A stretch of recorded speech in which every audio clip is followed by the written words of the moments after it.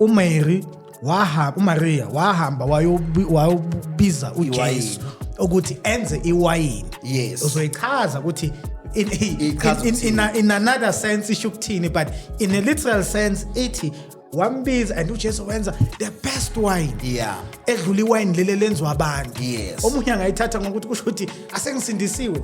Hey utshwala bungithatha bungibeke la. Yes. Ngiyaprophesya, I'm a good teacher, you know, I can speak in proper tongues. Bakhona bacabanga kanjalo. So to that person uthini kuye? Yes, angithi manje indaba ye-alcohol mhlawumbe sikubeke lokubabukela emakhaya ukuvele ngiphendule direct. Yes. Utshwala, there is nothing, alcohol is not a sin. Yeah. Alcohol is not a sin, and consumption alcohol is not a sin. But now the habits of alcohol, you must outgrow the habits of dating girls ungashadanga ulala namantombazana. Meaning mawuqala insindiso asilindelanga ukuthi ube perfect immediately in your conduct, but we need to see a transformation ukuthi there is a progress, lo muntu uyakhula.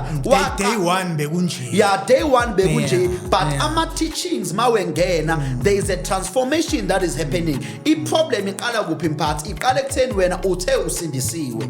Then mawuthi usindisiwe sikufida I diet kaKristu, sikufida I doctrine kaKristu, but we don't see the result of ngikhumbula something.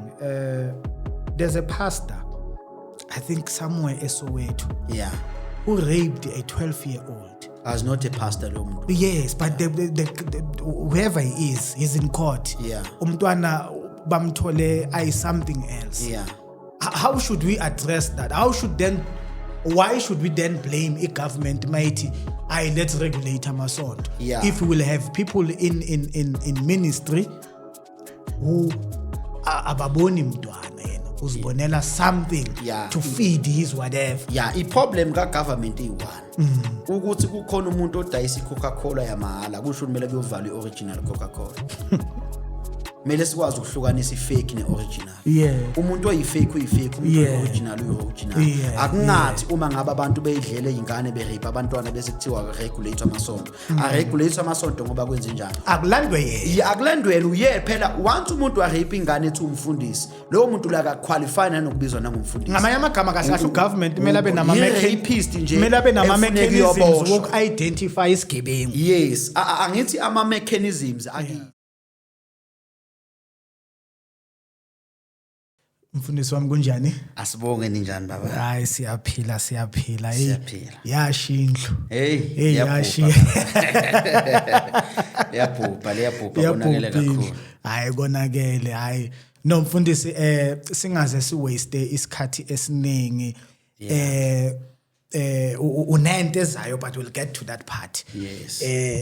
Just nje sike sithi fahla kancane ukuthi ngiyasindiswa ngiphuza utshwala. Yeah. Ngiyabuza. Ngiyamukela inkosi umsindisi nani ngishone ngqo kusavana. Ushone ngqo kusavana. Yeah. Right. Kunezinto mphathi ufuna siz understand ngensindiso. Yeah. Yes. Into yokuqala kumele si understand ukuthi insindiso yenzeka ezigabeni ezintathu. Yes, insindiso yenzeka in the spirit. Yenzeke in your mind, yenzeke in your conduct. Right, kusho ukuthi in your spirit you are saved. In your mind and in your conduct you are being saved. Meaning in the spirit insindiso is instant and immediately. Then in your mind and in your conduct salvation is progressive. Meaning umuntu amkela insindiso he becomes perfect in his spirit. But in your mind and in your conduct, you grow in the consciousness of what you are in the spirit. Ngamanye amagama kuqala insindiso bese kulandela i-transformation. That is why uma ngabe sifunda 1 Timothy chapter number 2 verses number 3 uthi it is good and acceptable in the sight of God our Savior. Ngithanda le part ethi who desires all people to be saved. That is number 1. And to come into the knowledge of truth. Meaning step number 1 ukusindiswa. Insindiso is not transformation. You are being saved by grace. but you transform intentionally. Akekho umuntu othola transformation ngomusa. I-transformation iza nge-responsibility emva kokuba somamukela uKristu Jesu. So ake senzeke manje na umzekelo umuntu bephuza isavana bephuza utshwala then useyasindiswa. Insindiso kuyo singena ngomusa. Kuchaza ukuthini na ayikho i-requirement edingakalayo ukuze wamkele insindiso. Then uma usuyamkela insindiso isigaba number 1 leso. Yilapho owamkela khona uKristu Jesu eyinkosi nomsindisi wempilo yakho. Mawufunda uJohn chapter number 3 verse number 16, lithi iBhayibheli, for God so loved the world that he gave his only begotten son as a gift. Ngifuna ngithanda le part ethi that whosoever believes in him not perish but have attain or receive eternal life. Mawufunda Romans chapter number 6 verse number 23, if I'm not mistaken, lithi iBhayibheli, for the wages of sin is death, but the gift of God is eternal life through Jesus Christ. Meaning insindisweni we receive the life of God. Then after you have received the life of God, then now you come into the knowledge of this life that you have received. Ngamanye amagama i-transformation iqala uma ngabe umuntu sekesindisiwe. Kungako athi uma Romans chapter number 12 verse number 1, do not to offer your bodies as a living sacrifice unto God acceptable. Bese ithi do not conform to the standards of this world. Ngiya offer body yami. Yes. Ngiya kuma intercession. Yes. Ngiya participate. Yes. I tithe. Yes. But ayikho into escriptureni ephikisa ukuthi ngingaphuza isavana. Instead kuloke kusetshenziswa le verse lelithi wathi niphuze ningadakwa. You know that famous scripture. Yes. Or I don't know if it is the correct interpretation of it or not, but they use that ukuthi ukuphuza, there's nothing wrong, but as long ungadakwanga. So is it right njengomuntu othi I'm saved, I went through salvation, but I see nothing wrong ngokuya eklabini and drink just 1 or 2 wines. Right. So uma ngabe umuntu sesindisiwe wena mphathi wami, njoba ngisho mina ukuthi lithi iBhayibheli do not conform to the standards of the world. Meaning mawamkela uJesu you wamkela iauthority kaKristu. Usuke uthi uNkulunkulu, I believe that you have a right to tell me what to do. I believe that you have an authority to guide me, and I believe that you have rulership over my life. So umzalwane osindisiwe akakwazi kuba ne thinking pattern efana nomuntu ongasindiswanga. Akusiyo mfundisi thinking pattern, because emshadweni uMaria wahamba wayobiza uJesu ukuthi enze iwayini. Yes. Uzoyichaza ukuthi in another sense ishukuthini, but in a literal sense ithi wambiza and uJesu wenza the best wine. Yeah. Edlula iwine lele lenzwa abantu. Yes. Omunye angayithatha ngokuthi kusho ukuthi asengisindisiwe, hey utshwala bungithatha ngibungibeke la. Yes. Ngiyaprophesya, I'm a good teacher, you know, I can speak in proper tongues.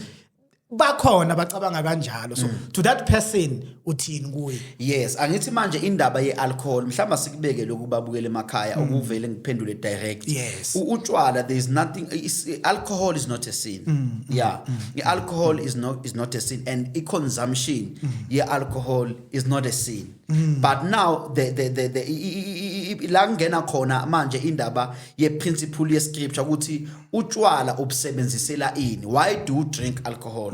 You see, if you drink alcohol because you want to be drunk, if you drink alcohol because you want to be happy, if you drink alcohol because you have ulterior motive that has nothing to do with the Bible, therefore that is wrong, because you are using the alcohol in the wrong way. Kumbula lithi iBhayibheli, this body is the temple of God, and the Bible says uthi Paul encwadini yabaseFesi uthi be filled by the Holy Spirit than being drunk by the alcohol. Meaning a believer, iwani influence ekufuneka umzalwane abe phansi kwayo is the influence of the Holy Spirit, not the influence of the alcohol, because once you are under the influence of the alcohol, meaning it is now the alcohol that is in operation. That is why bonke abantu aba under the influence of the alcohol abasacabangi sobali, abasacabangi noma basenzi ngendlela ekufuneka benze ngayo, kodwa sekuyi alcohol that takes control. So uNkulunkulu akayifuni leyo nto le. uNkulunkulu ufuna ukuthi ube under the influence of the Holy Spirit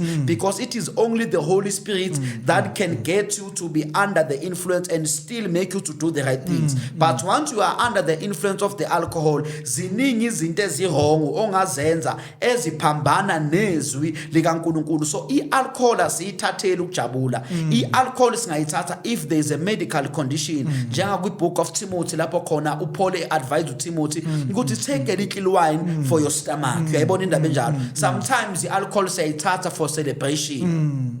Like emshadweni kuye kenzeka ukuthi umuntu uyashada, kuyabekwa lapha nama champagne, uphuza nje iglasi elincane ukuthi this is a celebration, not ukuthi usuku usudakwa manje usuku ufuna ukulala ube uyaca. No, but is a celebration. So into ebalulekile kule nto utshwala ukuthi ubusebenziselana. Most of abantu abaningi bafuna nje ukudakwa. Hayi ngoba basebenzisa utshwala ngendlela eright. I-alcohol ikhona even nasemthini, ngiyabona. Uma ngabe uza ukuthi umphimbo uyashisa, uyakwazi ukuthatha kancane leyitifu lezi ezishisayo ezimhlophe uphuze kancane yini usindisiwe ngithi wenzela iflu, yabona. But hayi ukuthi ususebenzisela manje utshwala usufuna ukuba ngazi ufuna ukuba intoxicated. Therefore manje indlela obusebenzisa ngayo utshwala usubusebenzisa wrong. Khumbula uthini uPaul uthi uPaul konke kuvumelekile kodwa kusiko konke okungilungele.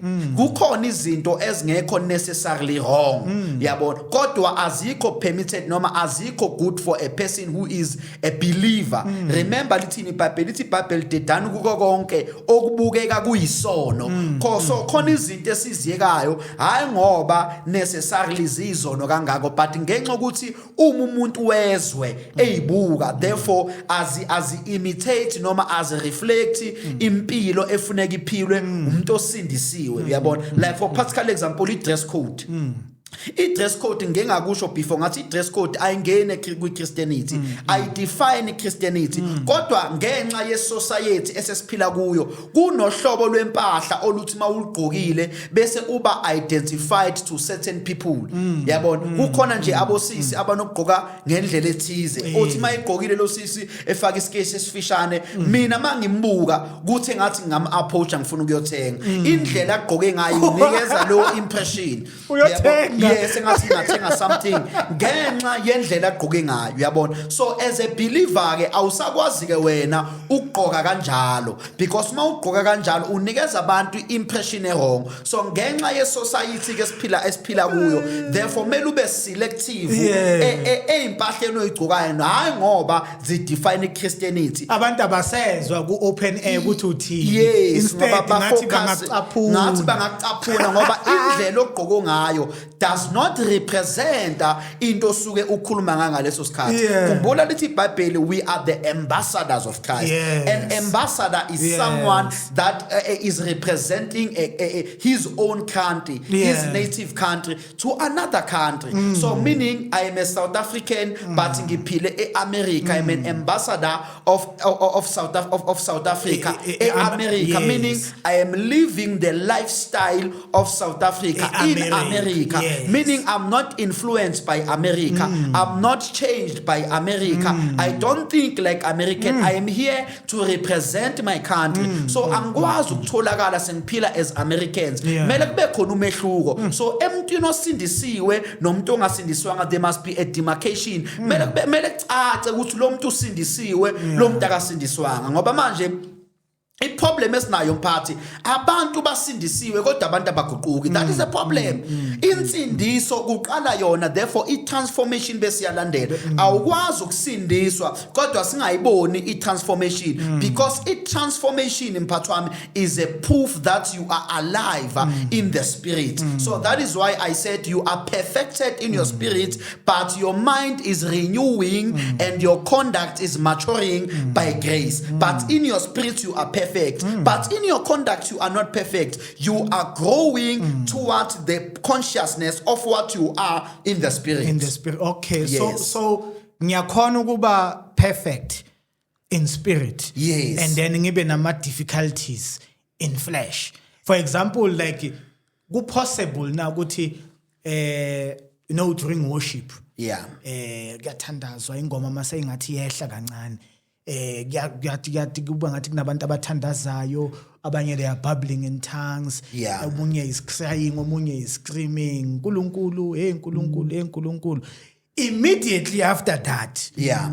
him lawyer a liquor store. Yeah. Is it possible now? Does it make sense? Ukuthi the Holy Spirit comes to you. When it leaves you, you get to be thirsty. Yeah, no into oqala uma ingcwele kamshiya umuntu. Bafake ne? Yeah, singayicacisa nje ukuthi Yes. kahle kahle i generations siya act. Yes, kusho Yeah. ukuthi this is what is happening, my brother. As I said, ukuthi insindiso iqala in the spirit. Once you receive salvation, you are perfected in your spirit. You are righteous in your spirit. You are holy in your spirit. You are blameless in your spirit. You are forgiven in your spirit. You are sanctified in your spirit. You are qualified in your spirit. You are accepted in your spirit. You are the beloved unto the saints in your spirit. You are the son of God in your spirit. But all those things, they exist in your spirit. Now we need to see them in your conduct and in your mind. Remember, insindisi ilungisa ingaphakathi but izwa liliboni ngaphakathi. The world cannot see the perfection that is in the spirit. The world cannot see the forgiveness of sins that you have received in your spirit. The world cannot see the holiness that you are in the spirit. So for us to perceive what you have received, we are depending on your thinking pattern and on your conduct. So that is where transformation starts to take place. Umuntu angasindiswa namhlanje mhlawumbe une habit yotshwala. You are perfect in your spirit, but you must outgrow the habits of alcohol. You must outgrow the habits of dating girls ungashadanga ulala namantombazana. Meaning mawuqala insindiso asilindelanga ukuthi ube perfect immediately in your conduct, but we need to see a transformation ukuthi there is a progress. Lo muntu uyakhula. Day one bekunje. Yeah, day one bekunje, Yeah, but yeah. ama teachings mawengena, there is a transformation that is happening. I problem iqala kuphi mphathi? Iqala ekutheni wena uthe usindisiwe. Then mawuthi usindisiwe sikufeeda I diet kaKristu, sikufeeda I doctrine kaKristu, but we don't see the result of transformation. Remember in the Bible, Titus chapter number 2, for grace teaches us to say no unto ungodliness. Lithi Bible umusa uyasifundisa ukuthi cha esonweni, meaning grace it teaches us because we are the disciples. Awufundisa umuntu ongayena umfundi. Iproof yokuthi umfundi sibona ngeprogress of development. Sibona ngokuthi ukhule kulento ofundiswa kuye. Wangena insindisweni unama struggles of alcohol, but throughout the year siyabona ukuthi lo muntu akasadakwa every weekend. Usedakwa there and there, meaning there is an improvement. Kukhona izona ehamba zisala endleleni ngenxa ye teaching, meaning ngamanye amagama ukuze conduct ilunge ne teaching mele be accurate. Asikwazi ukuthi sifuna abantu baguquke ezenzweni zabo kodwa idoctrine abafundiswa yona wrong. In after salvation, okay, no, I understand the part yokuthi you can't date, can't be all over. Yeah. Ngomjolo. Yes. Ngomjolo. Sharp umjolo nje is not right. Yebo. Yes, that I get. And then after salvation, I'm saved now. Ngisindisiwe. Polygamy is thembu. Yes. Sivumelekile sona because kunamasonto azivuma isithembu abe aclaima isalvation. Right. Indaba yesithembu ezwini lenkosi mphathi wami ayikho i doctrine that addresses indaba yesithembu ukuthi si right or wrong. You see, yabo, so siyasibona isithembu ku Old Testament. Yabona. So but when we come to the New Testament manje kunento eshow Paul encwadini kaTimothy. Uthi laphana uPaul encwadini yaTimothy uthi if a person desires to be a bishop, to be an overseer, let him be a man of one wife. Let be a man of one wife. Omunye uzothi I don't desire to be a bishop. Once you become the Christian, you no longer have your desires. You have the desires of the Spirit. So every person that is a born again Christian, that is saved by God, has a desire to be a leader, because an overseer or a bishop is a responsibility of leadership. So everyone that has accepted Jesus Christ as a personal savior has a responsibility to become the leader. So you can't live lead if you are not an example. Leadership is example. So wonke umuntu osindisiwe kwi-Christianity akakwazi ukuba nesithembu. Why? Ngoba wonke umuntu must be a leader. So if you are a leader, you must have one wife and as a Christian you are leading. As a Christian you are leader. Whether ulemuva noma usemuva noma uphana nendawo awusine asha. Yes. But You the are mere fact yokuthi in society Yes. someone will have a problem Yes. and think of you Yes. ukuthi yazi uma ungangithandazela sisi banibani or Yes. mama banibani Yes. something can happen. Yes. But when you all over angithi that is why lithi Bible Ephesians chapter number 4 lithi Bible he gave time some to be apostles, to be prophets, to be evangelists, to be teachers and to be shepherds for the perfecting of saints, for the work of ministry, meaning every saint, every person that is born of God has a responsibility to be the minister of the gospel. So once you become the minister of the gospel, that is the field of responsibility. So uma ngabe umntwana kaNkulunkulu, you must engage in ministry. Ngiye ngizwe nje abazalwane bathi mina ngibizelwe ukuba umfundisi. That is a sinful statement. Wonke umuntu ensindisweni ubizelwe ukuba umfundisi. so at some point kusho ukuthi wena mawungabizolwanga ukuba umfundisi angeke uzusho nokuthi abafuna ukunikela abahamba ngale line le when you won't speak. Phela ukufundisa is to teach. Yes. Yes. It doesn't mean mele ube ku pulpit. Yes. Even getting into this door. Yes. Even getting on that door. Kids, keep quiet. There's a sermon taking place. Yes. Kusho ukuthi lo muntu uphikisa lokho. Yeah. Ngiyayizwa nemfundisi wami. Ngifuna siye la endabeni yokuthi you find the churches, ne? Yeah. Prophecy ayivumelekanga. Yeah. Okay, noma bangayisho verbally so, but kunendlela nyane ezikhona zokuyi-undermine nje. Speaking with tongues nje, hey be ba hi yo uzibantu basikhulumela amanga. What do you say with the churches esilokho nje ithe nje izwi lithi? Whether someone has a message in the current form nje ezweni kuthini? Yeah. No, lapho kulawo bandla anjalo ku depend ukuthi mabe refer to the word of God. They are referring to the word of God based on what? For practical example, ibandla is an organized institution. Udlubulundela ungena uyaphuma kwampunzi edlemini. There is an order in the Church of Jesus Christ. For practical example, a gift of prophecy must be allowed in the church because utu Revelation chapter number 19, if I'm not mistaken, uti for the testimony of Jesus Christ is the spirit of prophecy. So once you start speaking about Jesus, you are already prophesying. This message alone is the testimony of Christ. Therefore, it is prophecy. Then prophecy ebandleni mawufunda incwadi yabaseKorinte lithi Bible it edifies the church. That is why athi Paul ngiyanifisela abazalwane ukuthi nilangazelele isiphiwo sokuprofesa. Why? Because isiphiwo sokuprofesa kuthiwa si edify ibandla. So prophecy is there to edify the church. So but your prophecy must always be aligned with the scriptures. Umoya ingcwele akakhulumi into that is outside the word of God. Ngamanye amagama nje ngeke ngithole iprofesi esontweni ethi abakini bathi awukwazi ukuthola iprofesi enjalo ngoba umbuzo uthi uyithole kubani leyo profesi. ngithole kumprofeti. You know lo mprofesi yena which isource yakho bani because into eyambulwa umoya ingcwele mele ibe aligned to the scriptures. Awukwazi ukwambula ama ideas wakho ukhipha ama ideas wabantu. No, kunama false prophets esiwabonile eSouth Africa efika ephuma engena ekhuluma izinto that are not biblical.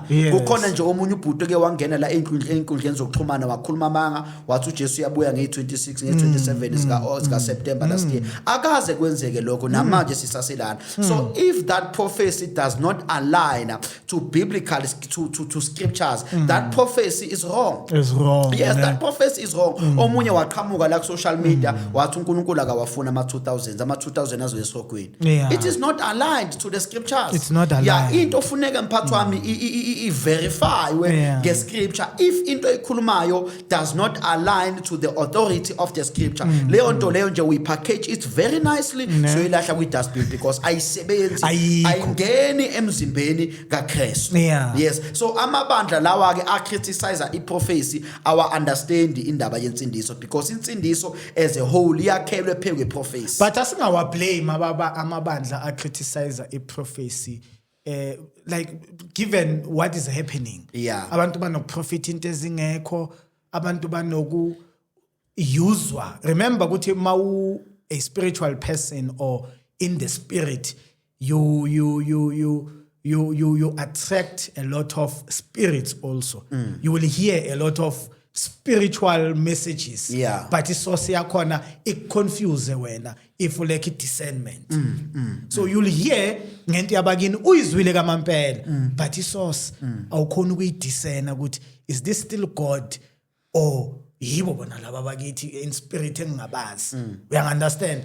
So ngeke siwa blame amasonto angayipromote indaba ye-prophecy athi before we get there asike sihlaleni into the scripture ukuthi kuthiwani about this particular thing ngama-tongues ke, because ama-tongues I don't think mislead anyone.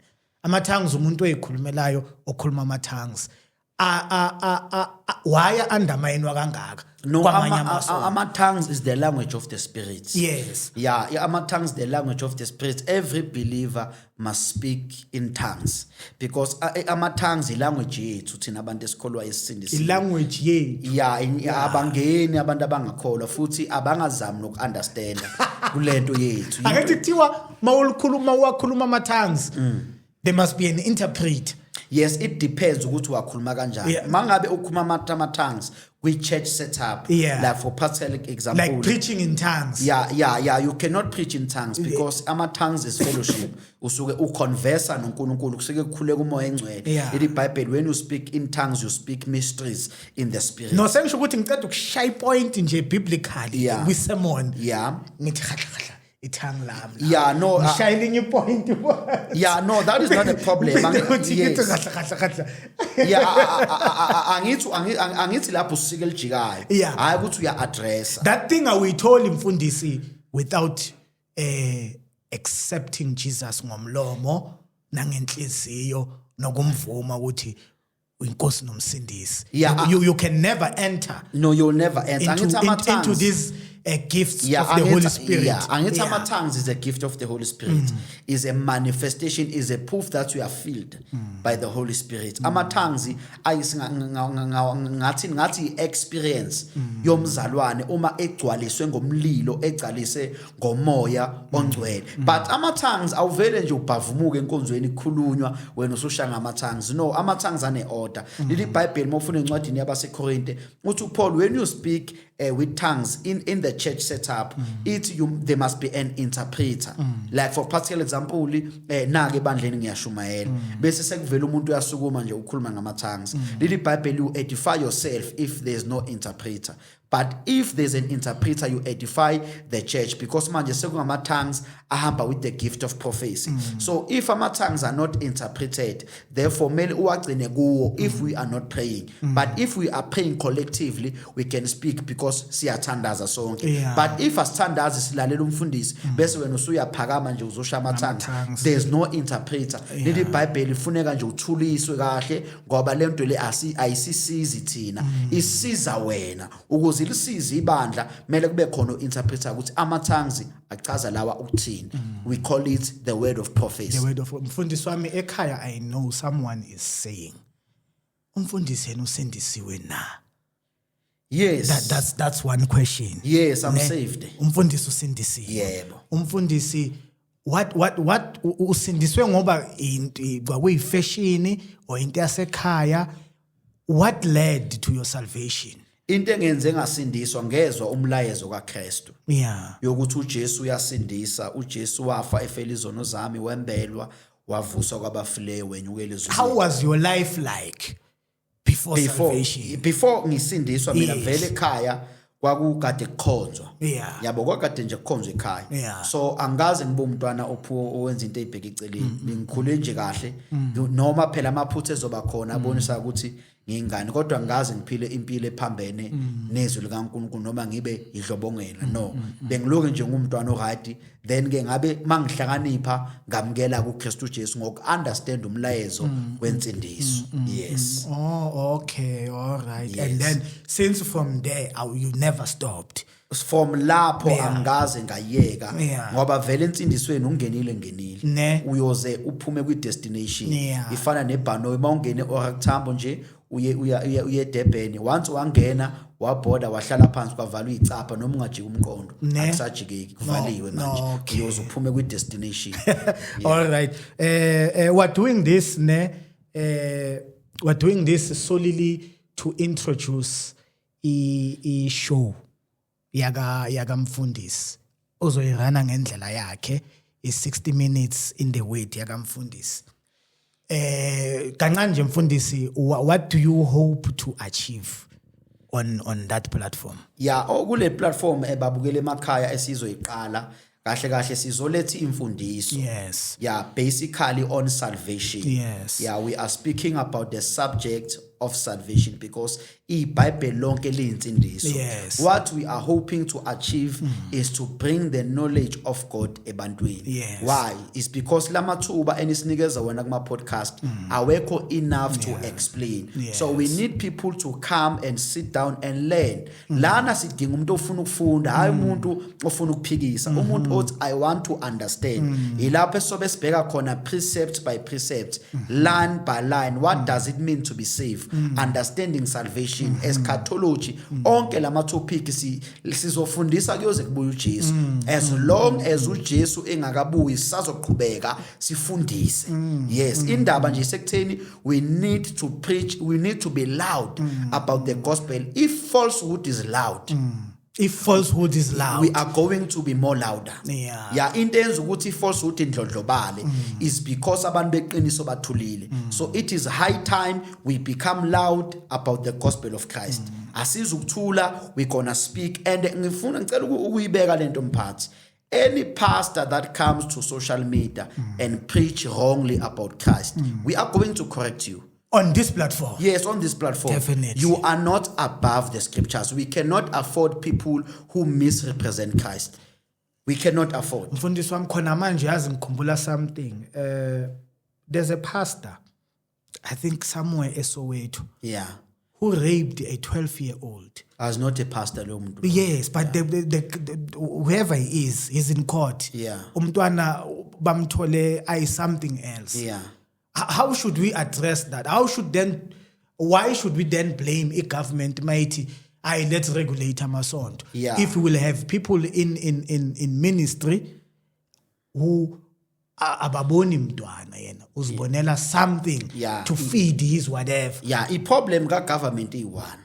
Ukuthi kukhona umuntu odayisa iCoca-Cola yamahala kusho kumele kuyovala ioriginal Coca-Cola. Mele sikwazi ukuhlukanisa ifake neoriginal. Umuntu oyifake uyifake, umuntu oyoriginal uyoriginal. Akungathi uma ngabe abantu beyidlele ingane berape abantwana bese kuthiwa regulate amasonto.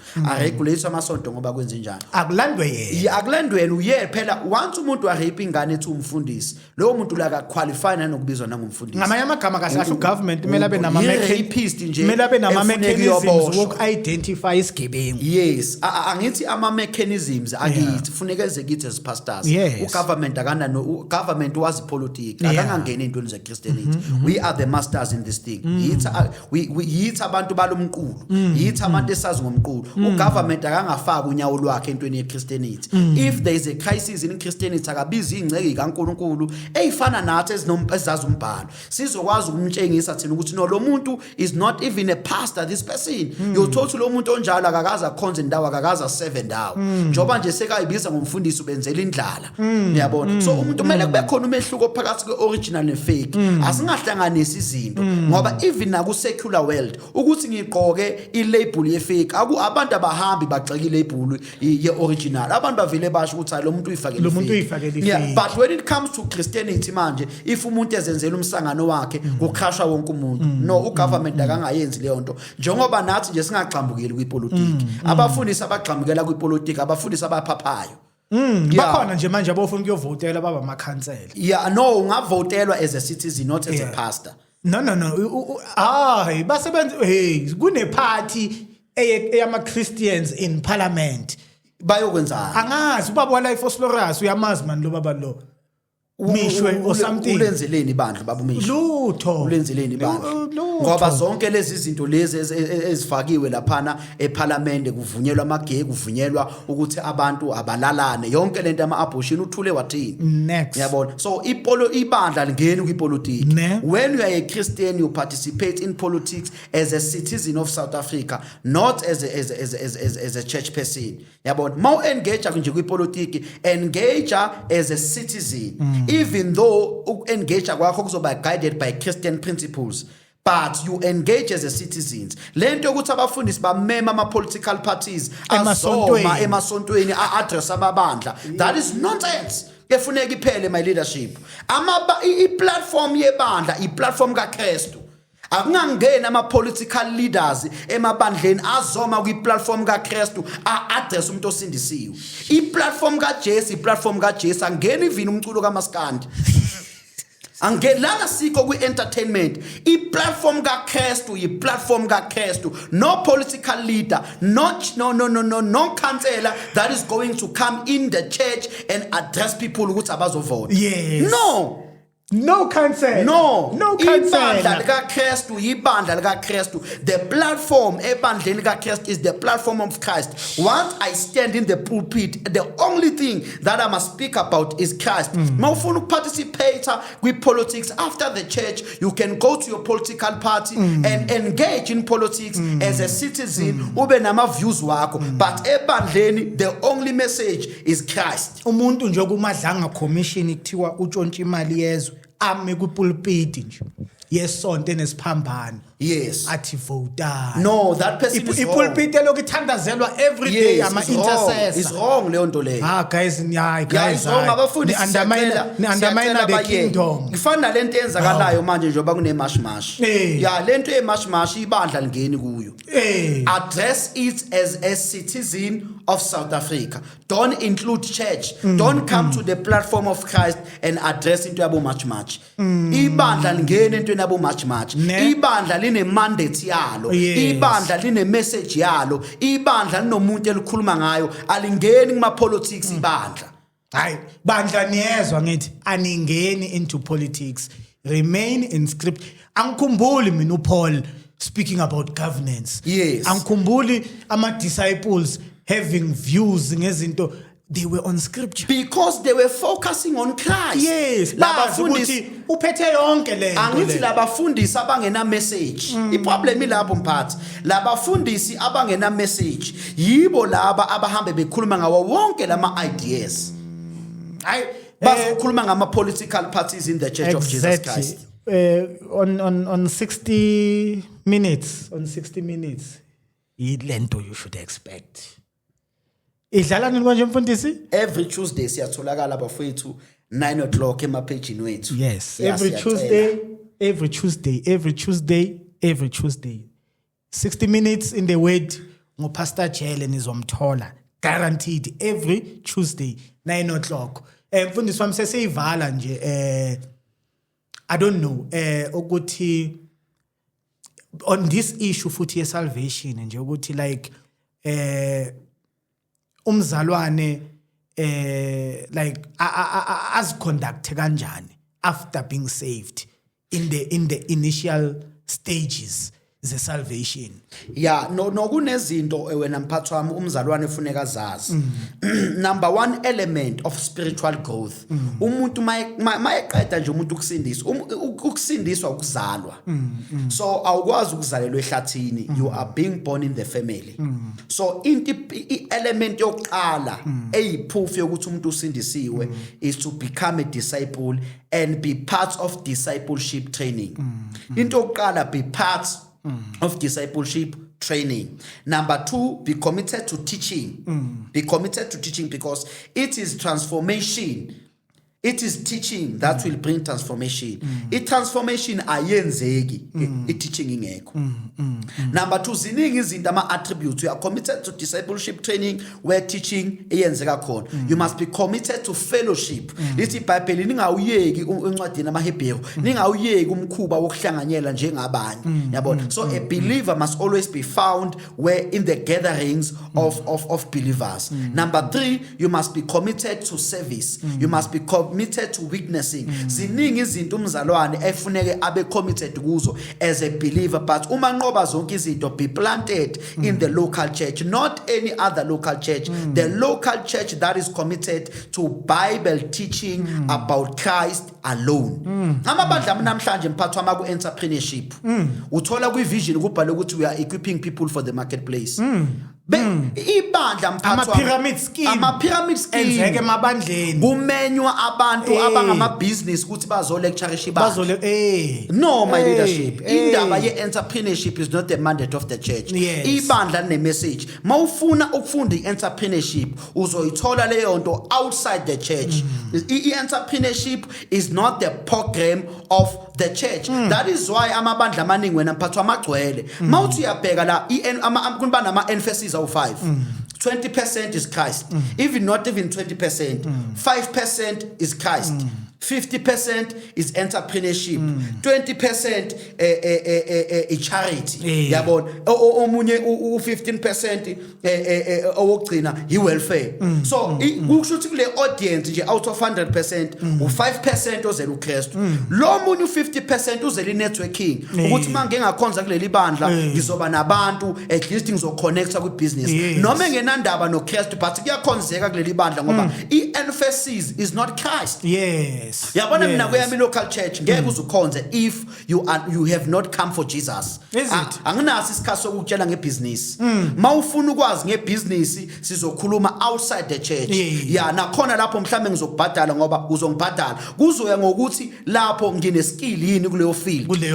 If ngine skill kuleyo field for ukuthi ngihlale nawe ngi-equip, you need to pay me for my money. But in the church I am preaching Christ alone 100%. We pray about Christ, we teach about Christ, we speak about Christ, we testify about Christ. Even my testimonies we don't want them in the church because we don't define doctrine by experiences. We define doctrine by the scriptures. Experience yakho ayingene insindisweni. Nayo lento yokufakaza kancane nje safasta kayi2 kayi3 sekunomuntu omayo nje athi hey ngiyabona mina uNkulunkulu waleba angithi ungabe bikho kaKristu.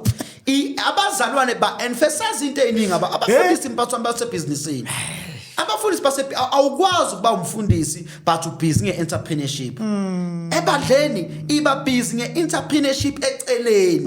Ungayifaki kuma programs webandla. Ibandla line message yalo. Musu ukufaka into yebusiness ebandleni. Ibandla line message hayi ukuthi sithi abazwana abahlupheka. Ungangizwa kabi mphathwami. My leadership ngeke ufike kwa business class ubathole bephethe iBhayibheli. They know their mandate. Mawuye laphana kwi business class bazokutshela ngebusiness. Yibandla lodwa lapho khona sithi siyela uKristu sithole ezinye izinto. Kodwa mina ngikholwa ukuthi khona umuntu okholwayo one covenant noNkulunkulu obelievayo fully a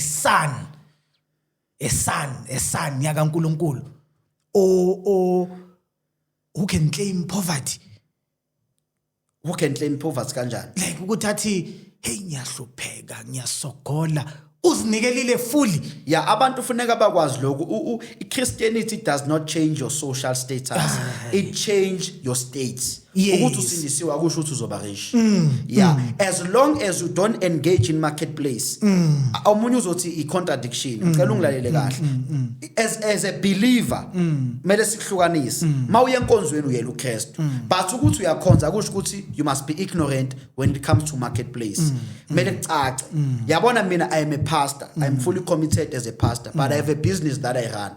Yabona ngenzelani? Ivangeli angicebi ngevangeli. Into ezongicebisa yini i-marketplace. I need to be skillful in the marketplace. Ngoba sandelwe labazalwane laba umuntu unebusiness lokufaka amakhabethe ufuna sizomqasha ngoba umzalwane mayifika faka ikhabethe lichekile. No, asizukuqasha ngoba umzalwane. Sizoqasha ngoba une skill. Uyayazi that if you don't have a skill, even if you can be Christian, angimfuni uChristian ongakwazi ukufaka ikhabethe. I rather go and take in Muslim. As long le Muslim uzongifakela ikhabethe li right. Mina nalo listen skill la. Then manje when it come manje to indaba ye doctrine yela ufika khona umehluko. But in business ayingeni indaba yenkolo. This is exactly what to expect Tuesday ngo9. Exactly this robust conversations. But angeke abe ne guest uzoba yi1. uzoba yi-1 Pastor Chele siyabonga mfundisi wami for your insights, for your wonderful wisdom at such a very young age. Abeka abantu this day and age aba so committed into the scripture. Yeah, without ukuba boastful ukuthi look what I have, the car I'm driving. You are here on the scripture, on the scrolls.